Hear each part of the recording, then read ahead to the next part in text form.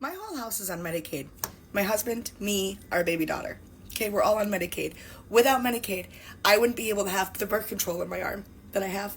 Without Medicaid, I wouldn't be able to have the antidepressants that I have at no cost to me. Without Medicaid, I wouldn't be able to go to therapy to continue to be the mom I am to the 3 kids and 2 separate houses that I have to do. Without Medicaid, my daughter wouldn't be able to go and get her vaccines and go and get all of the things that she needs as an 18-month-old baby. Time out, coach. Time out. Time out. I want to play this back so I can make sure that she said what I thought she said. The antidepressants that I have at no cost to me. Without Medicaid, I wouldn't be able to go to therapy to continue to be the mom I am to the 3 kids and 2 separate houses that I have to do. To the 3 kids and 2 separate houses. How do you have 2 houses and you on Medicaid? I'm confused.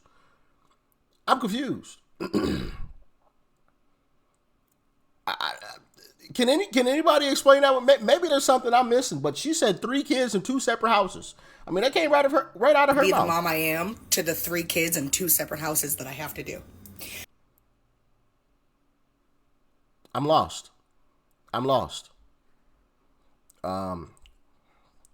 Yeah. That one's not making sense to me right there. That was not making sense. So somebody get in the comments, please explain that one.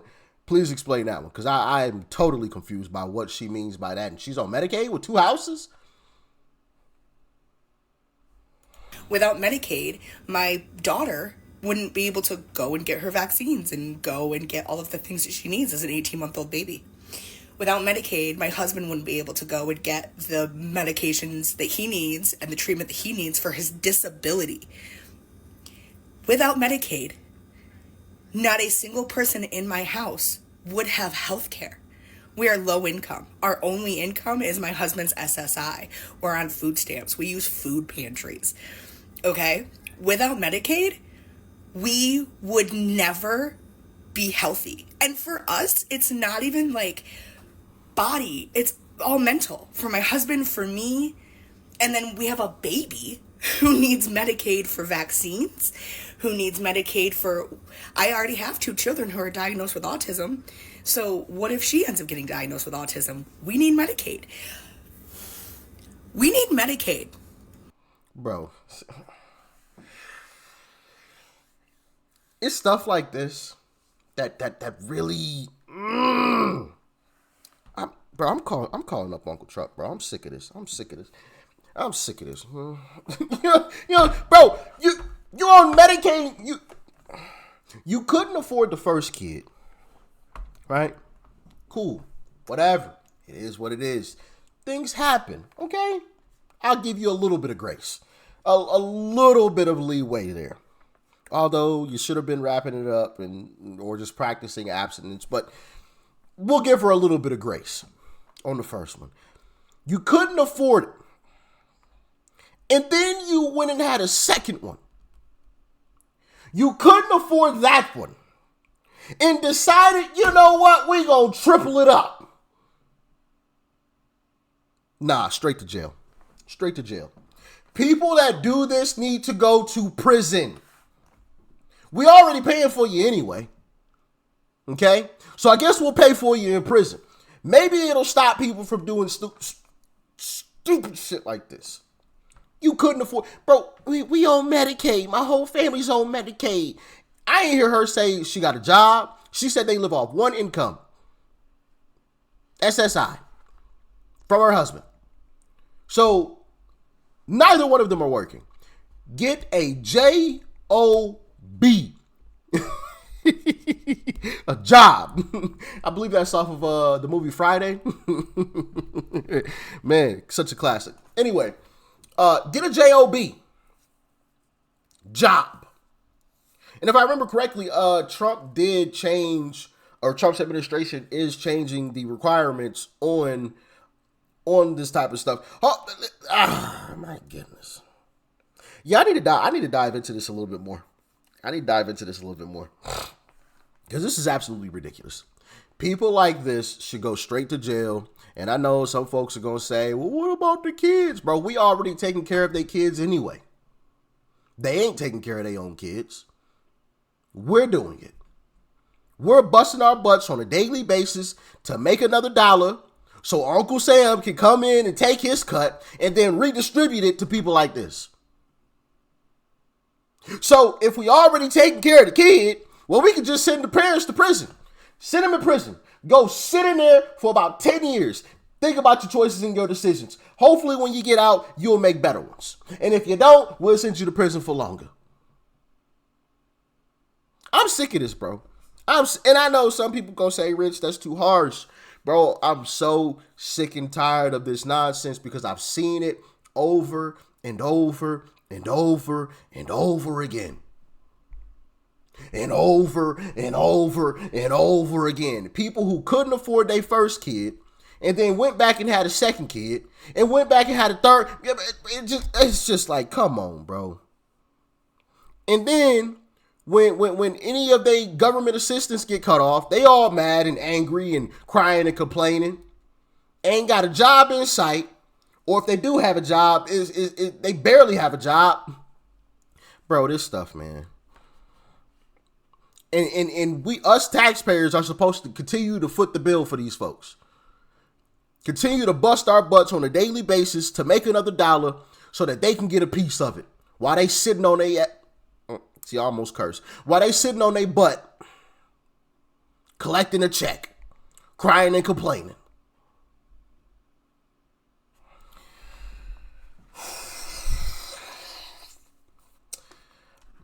There's a little bit more left in this video. I'm going to let it finish out.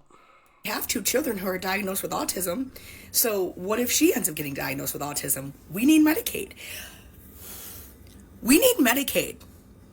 And if you live in America, everybody deserves free healthcare. That's it. I just love you. Have a good day. If you live in America, everybody deserves free healthcare. Coming from the person that ain't contributing not a dollar, not a cent, pockets filled with a whole lot of lint, not a darn thing to the system, just taking everything. Just a Hoover vacuum up in this motherfucker, up in this mother lover. Just sucking it up.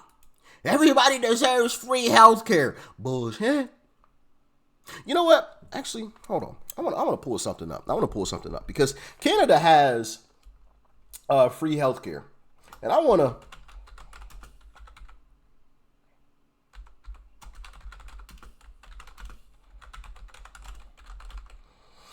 show y'all something, because I came across several videos probably a little while ago, just randomly popping up on social media and whatnot. Oh yeah, I'm gonna show y'all that. Oh yeah, there's one. Let's see here, because there's videos of people talking about the Canadian healthcare system and how fantastic it is because it's free. Okay. All right. I think this is good enough. We ain't gonna make this video too long. All right. I want to show y'all this. Let's see. Let me go back to the. You see that on your screen? More than 74,000 Canadians have died on the healthcare wait list.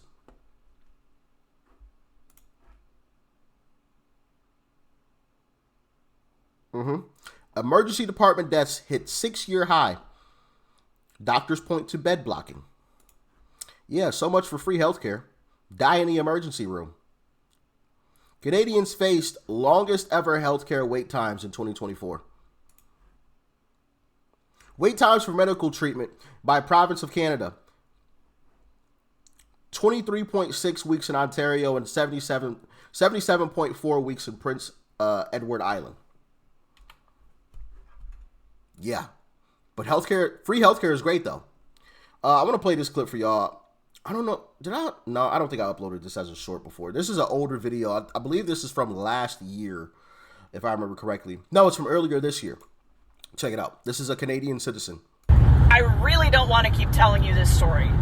Here I am again for the 3rd time going to the United States to get faster cancer care. This time because my tumor markers are starting to trend upwards. They're just outside the normal range, and time is of the essence. For those of you who don't know, a year and a half ago I was diagnosed with a stage 4 ovarian cancer, extremely aggressive. I was diagnosed in Canada, and had I waited for treatment there, I would have died. Instead, because I'm a dual citizen, I went down to the United States, where I'm also a veteran, activated medical benefits, and barely saved my life. Barely got treatment in the nick of time. Treated it aggressively, had the surgeries. March of 2024, I was declared no evidence of disease. Unfortunately, this is a very aggressive cancer. 90 to 95% chance of recurrence with this cancer. So we have done everything we can to be as aggressive as the cancer. We've thrown everything at it since I came home, as most of you know, including off-label medications like ivermectin. Anything and everything. But it looks like it's trying to make a comeback. So here in Canada, they told me, yeah, maybe we can get you in a CT scanner in about 2 weeks. Meanwhile, the US oncology team said, get down here right now, we can get you in today. So I'm going to be down there. I'll be in a CT scanner tomorrow. This is an aggressive cancer, so we have to be aggressive. There is no wasting time. So here we are, on our way to the US again. Now, there's a lot that I can say about that clip. As an American, why would you want to live in Canada? But the fact still remains, they couldn't get her in for just a scan for weeks. She called the office in the United States. Yeah, come on in. We can get you in today. Free healthcare versus not free healthcare. Free healthcare doesn't work. You know why? Because it ain't free. Jeez. Goodness. Here's another clip. Today on How Fucked is Canadian Healthcare, I need an MRI to see if I have a fucking brain tumor. And go ahead, guess when it is. Go ahead, guess. It's in 2026. 2026. My MRI to see if I have a brain tumor is in 2026. It's March 2025 right now. And if you thought this was bad, it's actually worse than you thought, because the appointment where we decided that I need this MRI was in December of last year. So it's not like it's 10 months from now, it's 13 months. It's a 13-month wait to see if I have a brain tumor. At first, I just thought this was a mistake because having an MRI every year is like a monitoring timeline. Like I already have an MRI every year for my spine tumor, which is why we think maybe I have a brain tumor too. So I was like, okay, they just made a mistake and scheduled this on a monitoring timeline. But no, I called and the clinic was like, yeah, the doctor actually requested that you have it earlier, but this is the next spot we have. We're seeing about 13 months for these brain and spine MRIs. Cool. Cool, cool, cool. Canada, where healthcare is free, but only if you can afford to wait. I just had to show y'all that because I'm so sick of these individuals who want to freeload off of the taxpayers, us, right? The people who suit up and lace our boots up to go to work every day. I'm so sick and tired of these people freeloading off of us and then screaming and crying, hey, we should have free healthcare. It's not free. Just because you don't have to contribute anything doesn't mean the rest of us aren't. Nothing is free in life. Somebody is paying for it somewhere in some way, shape, or form.